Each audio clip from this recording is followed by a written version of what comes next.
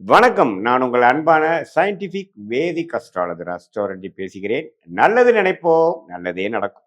இப்ப பார்த்தீங்கன்னா, இந்த வீடியோல நம்ம மார்ச் 2026 மிதுன ராசிக்காரர்களுக்கு எத்தகைய ஒரு பலாபலன்கள் நிறைந்த ஒரு மாதமாக இருக்க போகுதுங்கிறத நம்ம பார்க்க போறோம். சயின்டிஃபிக் வேதிக் அஸ்ட்ராலஜி முறையில பார்க்க போறோம். என்ன சார் சயின்டிஃபிக் வேதிக் அஸ்ட்ராலஜின்னு கேட்டீங்கன்னா, எந்த விதத்திலும் மூட நம்பிக்கைகளை போகாமல், பரிகாரங்கள் விஷயத்தில் போகாமல், மிகைப்படுத்தாமல், உள்ளது உள்ளவாறு ஒரு ஒரு கிரகம் இப்படி இருந்தா, எதுமாற கர்ம பலன் வந்து உங்களுக்கு குடுக்கும். அப்படிங்கிறத நம்மளுடைய 18 வருஷ அனுபவத்தை எடுத்து, அது மூலமாக ஒரு பொது பலனாகிய இந்த கோச்சார அமைப்புல மிதுன ராசிக்கு எந்த தாக்கத்தை வந்து மார்ச் 2026 குடுக்க போகுதுங்கிறத, நம்ம துல்லியமாக சயின்டிஃபிக் அஸ்ட்ராலஜி, வேதிக் அஸ்ட்ராலஜி முறையில, ஒளி தத்துவ முறையில நம்ம பார்க்க போறோம்.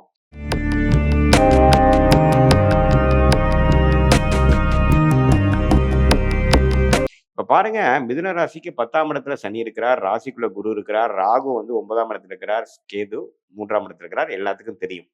இப்ப குரு ராசிக்குள்ள இருந்து 9ஆம் இடத்தை பார்க்கும் பொழுது, கரெக்டா மார்ச் மாசம் இருக்கும் பொழுது, செவ்வாய், சூரியன், ராகு, புதன் இந்த 4 கிரகமும் 9ஆம் இடம் என்று சொல்லப்படுகிற பாக்கியஸ்தானத்தில் கும்பத்துல இருக்காங்க. குருவின் பார்வை பெறுகிறார்கள்.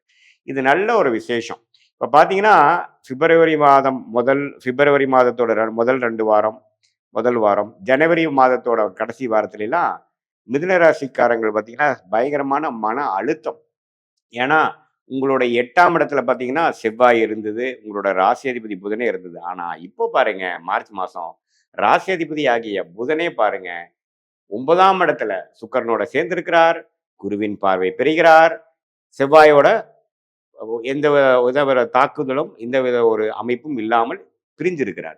ஸோ இதை நம்ம ஒரு நல்ல அமைப்பு. மார்ச் மாதம் நல்லாவே நீங்கள் வந்து முன்னேறக்கூடிய அமைப்பு, நல்ல கிளாரிட்டி கிடைக்கக்கூடிய அமைப்பு, அடுத்தடுத்த விஷயங்கள் நீங்கள் போகக்கூடிய அமைப்பு. மாணவர்களாக இருந்தாலும் சரி, படிப்பு முடிச்சு வேலைக்கு போகணும்னு ட்ரை பண்ணிட்டு இருக்கிறவங்களா இருந்தாலும் சரி, வேலை போய் ஒரு 3 வருஷம் ஆச்சு ப்ரொமோஷனுக்கு வெயிட் பண்ணிட்டு இருக்குங்கிறவங்களா இருந்தாலும் சரி, வெளிநாடு வாய்ப்புகளை எதிர்பார்ப்புகிறவங்களா இருந்தாலும் சரி, உத்தியோகஸ்தர்களாக இருந்தாலும் சரி, பெரிய முதலீட்டாளர்களாக வியாபாரிகளாக இருந்தாலும் சரி, சீனியர் சிட்டிசனாக இருந்தாலும் 9ஆம் இடத்துல இருக்கக்கூடிய இந்த 4 கிரகம் குருவின் பார்வை பெற்றிருக்கிறது மிதுன ராசிக்கு ஒரு அற்புதமான ஒரு மாதமாக இருக்கு. அதே சமயத்துல மார்ச் 15ஆம் தேதிக்கு மேல சூரியனே 10ஆம் இடத்துக்கு போறார், சுக்கிரன் 10ஆம் இடத்துல இருக்கிறார், சனியும் 10ஆம் இடத்துல இருக்கிறார்.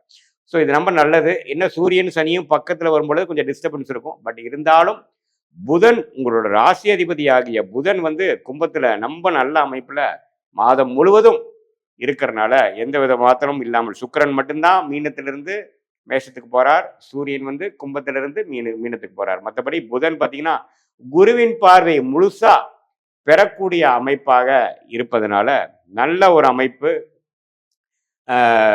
மாதம் முழுவதும் மிதுனராசிக்காரங்களுக்கு வந்து என்னென்ன பண்ணணுங்கிற விஷயத்துல வந்து கொஞ்சம் பல்பெரியும் என்னங்க, உங்களுக்கு கொஞ்சம் தெளிவு பிறந்துடும்.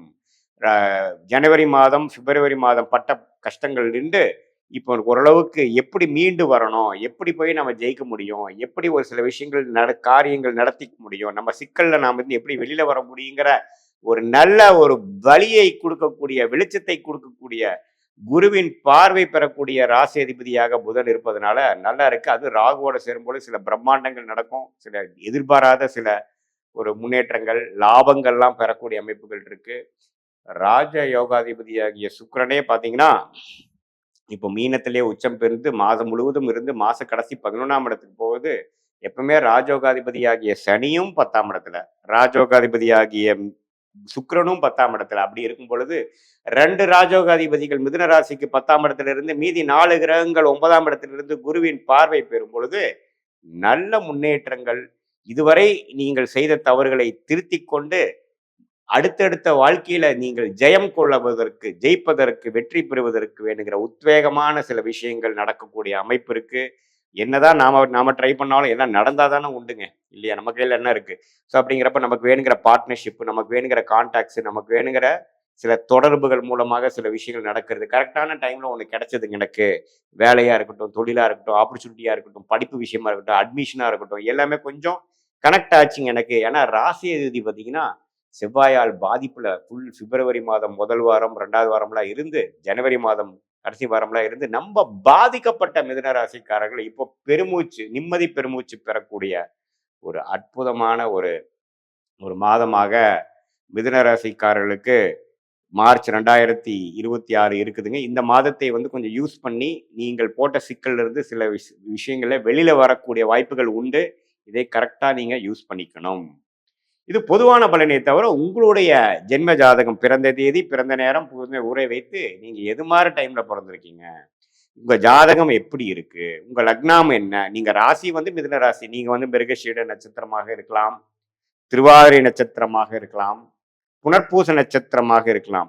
பட் உங்க லக்னம் என்ன அப்படிங்கிறத வைத்து அந்த லக்னாதிபதி எந்த அளவுக்கு பலமாக இருக்கிறார் உங்க ஜாதகத்துல, என்ன தசை நடக்குது, என்ன புக்தி நடக்குது, இதெல்லாம் வைத்து உங்க தசநாதனும் புக்திநாதனும் எந்த அளவுக்கு இப்ப கோச்சாரம் நாம பேசணும் பாத்தீங்களா மிதுன ராசிக்கு, அதுல கோச்சாரத்துல எந்த அளவுக்கு நன்றாக இருக்கிறாருங்களெல்லாம் ஒருங்கிணைத்து சேர்த்து வைத்து நம்ம பார்க்கும் பொழுது உன்னுமே துல்லியமான பலன்கள் எடுத்து அடுத்த வரக்கூடிய ஷார்ட் டேர்ம் எப்படி இருக்க போகுது உங்க லைஃப்ல, ஒரு 2 மாதம் 3 மாதம் 6 மாதத்துக்குள்ள எப்படி இருக்கு, அடுத்த வரக்கூடிய long term 1 year 2 year 3 year pattern எப்படி உங்களுக்கு வாழ்க்கையில வந்து ஓப்பன் அப் ஆகுது, எந்த பிராப்தங்கள் காத்திருக்குது, எந்த பிராப்தங்கள் இல்லை, எந்த சாய்ஸ் எடுக்கலாம், எந்த சாய்ஸ் எடுக்க வேண்டாங்கிற ஒரு கன்ஃபியூஷன் இருந்ததுன்னா சயின்டிபிக் வேதிக் அஸ்ட்ராலஜி முறையில உங்களுடைய தனிப்பட்ட ஜாதகம் எந்த அளவுக்கு இருக்கு, எது மாதிரி அமைப்புல இருக்கு, இப்ப நான் சொன்ன கோச்சார அமைப்புகள்லாம் எப்படி இருக்குங்கிறதெல்லாம் ஒருங்கிணைத்து பார்க்கும் பொழுது இப்ப நான் சொன்ன நல்ல பலன்கள் உங்களுக்கு நல்ல தசாபுக்திகள் போய்கொண்டு இருக்கும் பொழுது இன்னுமே அதிகமான பலன்களாகவும், இல்ல சுமாரான தசாபுக்திகள் தான் உங்கள் லக்னத்துக்கு போய்கொண்டு இருக்கிறதா இருந்தா நான் சொன்ன சில நல்ல பலன்கள் கொஞ்சம் குறைவாகவும் இருக்கிற மாதிரி நீங்க எடுத்துக்கணும். ஏன்னா இது வந்து ஒரு கோச்சாரத்துல மிதுன ராசிக்காரர்களுக்கு வந்து சொல்லப்படுகிற ஒரு பொதுவான பலன். உங்களுடைய ஜென்ம ஜாதகத்துல உங்க லக்னம் எப்படி இருக்கு அதை வைத்து தசாபுக்தி வச்சு தான் துல்லியமான பலன் எடுக்க முடியும். இது மூலமாக பார்த்தீங்கன்னா உங்களுடைய சாய்ஸஸ், நீங்க எப்போ வெளிநாடு போவீங்க, உங்களுக்கு வெளிநாடு வாய்ப்பு இருக்கா, அரசு வேலையா, கார்பரேட்டா, பிரைவேட்டா, தொழிலா, எது மாதிரி ஹையர் ஸ்டடீஸ் பண்ணலாம், மேரேஜ் எப்போ, குழந்தை பேர் எதிர்பார்க்குறவங்களுக்கு குழந்தை எப்போ அப்படிங்கிறது எல்லாமே ஓரளவுக்கு நமக்கு கிளாரிட்டியோட தெரியும் பொழுது மன உளைச்சல் படாமல், அவதிப்படாமல், பண விரயங்கள் செய்யாமல், சமய விரயங்கள் செய்யாமல், தக்க நேரத்தில் தக்க விஷயத்தை அந்தந்த நேரத்தில் செய்யும் பொழுது எந்த நமக்கு பொட்டென்ஷியல் இருக்கோ, நம்மளுடைய லைஃப் பொட்டென்ஷியல் என்னவோ, நமக்கு எந்த அளவுக்கு நம்மளுடைய வாழ்க்கையில வெற்றி பெறக்கூடிய தகுதி நமக்கு இருக்கோ அந்த தகுதியை எந்த விதத்திலையும் விட்டு கொடுக்காமல், இழக்காமல் நம்ம வாழ்க்கையில் மேலும் மேலும் வந்து ஜெயித்து ஜெயம் பெற்று வாழ்க்கையில எந்த ஒரு வாய்ப்புகளையும் நழுவ விடாமல் இந்திய வேத ஜோதிட அடிப்படையான சயின்டிபிக் வேதிக் அஸ்ட்ராலஜி முறை மூலமாக நாம வந்து நம்மளுடைய பிராப்தங்களை நம்மளே தெரிந்து கொண்டு, நம்ம கர்ம வினைகளை நாமளே தெரிந்து கொண்டு, தேவையற்ற டைரக்ஷன்ல தேவையற்ற முயற்சிகளை தவிர்த்து எது நடக்க இருக்கிறதோ அது நமக்கு நன்மையாக நடக்கும், எது அப்படிங்கிறத விஷயத்தை தெரிந்து நடந்து கொண்டால் வாழ்க்கையில் எளிதில் வெற்றி பெற முடியும் என்று சொல்ல விரும்புகிறேன். மீண்டும் மற்றொரு காணொலியில் சந்திப்போம். நன்றி, வணக்கம்.